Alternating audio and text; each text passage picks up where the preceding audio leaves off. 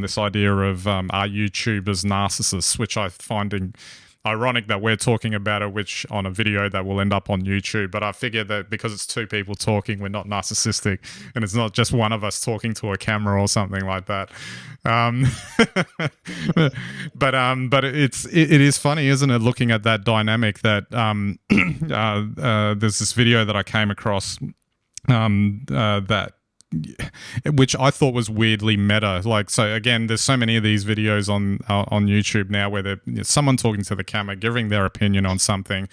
And in this case, the topic was, are all YouTubers narcissists? Yet that person is literally doing the activity that they're criticizing at the same time, which is why I was kind of saying it was a bit meta, because it was like, what am I watching here? You're right, but then you're also doing it. And she kind of admits it at the end as well.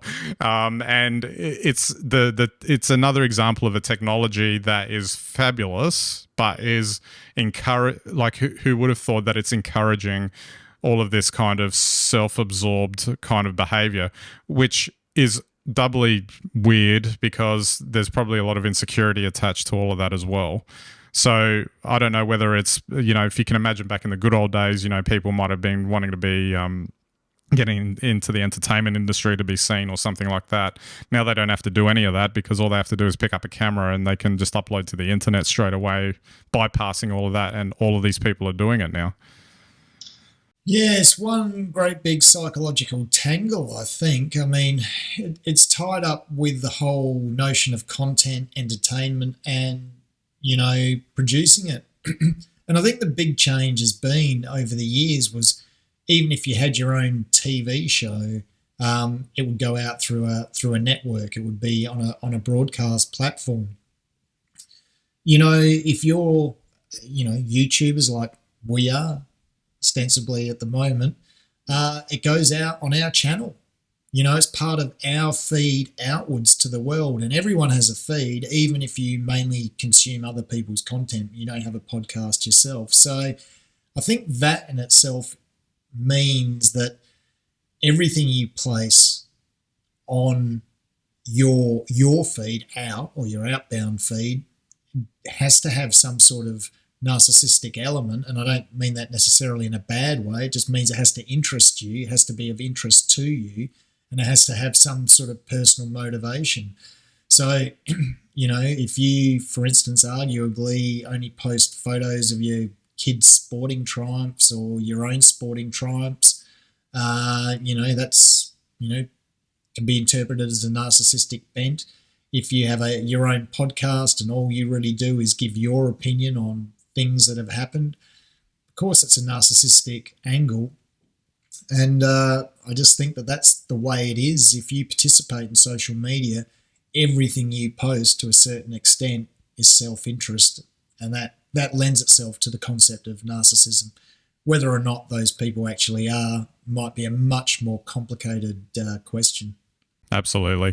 One could argue that, like I said, thinking of the good old days with the entertainment industry, if you put your face on TV, that's where, like, you see an element like that starting up, because you'd have to be interested to see yourself on TV for that to happen. True, and for the other, I don't know, 95 hours you weren't on that week, then basically, you still had your own life.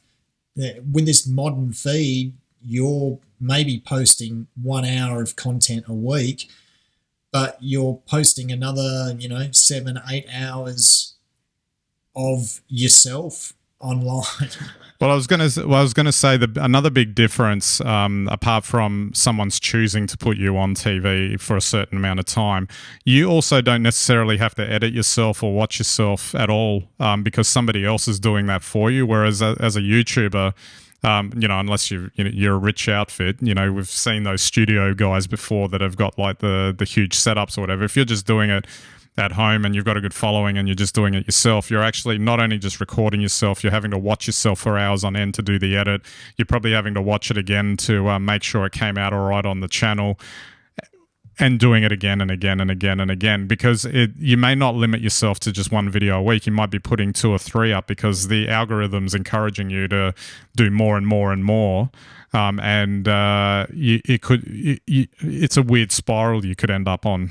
Oh, absolutely. And I guess that's what I was alluding to before. And you're also posting pictures of yourself at the pool, and you're also posting pictures of you out at dinner, because, that's what drives your channel. And the more prolific you are as a content producer, the more of yourself you have to put out there. And that, as I say, I wouldn't necessarily argue that makes you a narcissist, but it certainly provides a narcissistic perspective on your life, because you only post what looks good for you, and you only post what interests you.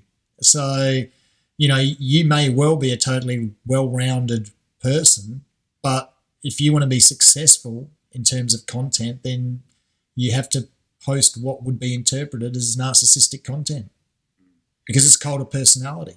Nobody, there's that many people on the internet that you could follow and you could view content from. The only reason that you would have to view any one particular person or a group of people across the spectrum would be because you interest and identify with them personally. That just leads to this vicious cycle, and this very easy call to make that everyone's a narcissist on YouTube.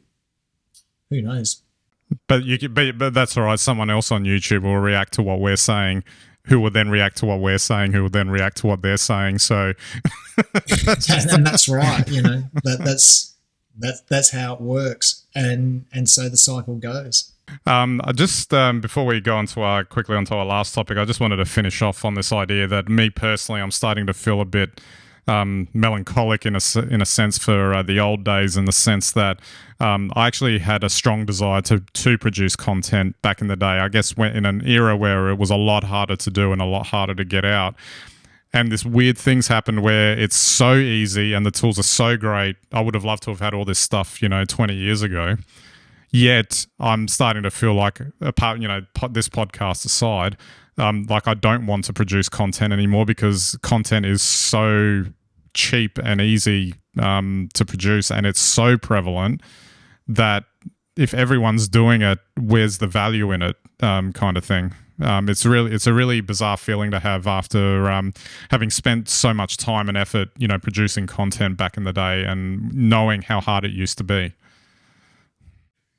Oh, yeah, look, I agree with you totally. And I think this stems back to what I'm saying, and that to be successful now as well, you have to put so much of yourself out there. You just don't put a show out. What you're putting out for scrutiny is your personal life, your personal interests, your personal views, and all of that, is what takes to make successful content. And, I think you get to a point where, you can only take so much of your own content. And I think it would do your head in eventually, if I think it catches up with you eventually. Look, let's face it, I don't think there's any casual connection between skyrocketing mental illness and the rise of social media.